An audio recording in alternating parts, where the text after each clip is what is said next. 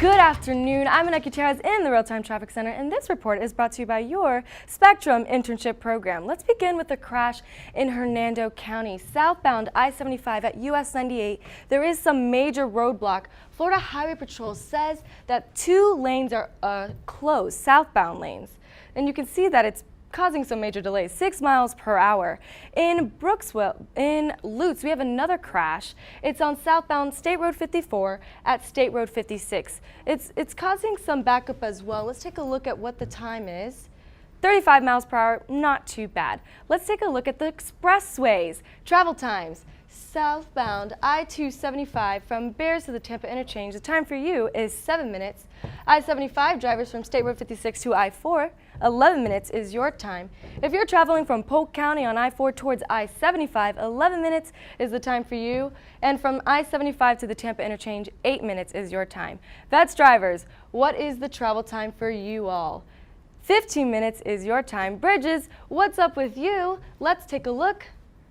9 minutes is the time for you on the Courtney Campbell going towards Tampa. 12 minutes is the time for you on Gandy, 2 minutes slower than your base travel time, and 7 minutes is the time on the Howard Franklin. We also want to give you a quick reminder. There is a closure in Manatee County on southbound I-275 to the northbound ramp. This is a big project. Let's take a look at your live look at the camera. You can see that there are some cones. This is a major project. It's lasting for about 10 months. So you're going to want to take another route. Your best alternate route is to take US 41 to College Avenue. So the expressways are looking good. Smooth sailing over here in the traffic center. What is it like in the weather? Well, it's pretty sunny outside. It's definitely a beautiful day. We have some building cumulus clouds outside. And look at these shots from our Sky 9 network cameras. Beautiful cumulus in all the big cities. You can really see these clouds starting to build up, and they'll eventually become showers and thunderstorms in this early afternoon hours. So as we look at our temperatures, they're in the upper 80s right now. Our highs will get up into the lower 90s later on in the afternoon, but it is feeling hot outside. Our heat indices are all the way up into the upper 90s and even 100 in Inverness. So the beaches are the hotter areas, but it's definitely going to be a hot day everywhere. Right now we just have a few pop-up showers along the coast. They're not lasting long. They're just popping up and coming down just as quickly. And we expect more to form right along our sea breeze as they push inland. Right now we do have a strong west wind, so it's going to push all this activity inland into our area. Now for our forecast into tonight, as these storms move in, some could become locally heavy. You can see right in Polk County as the heaviest storms for later this afternoon and into the evening.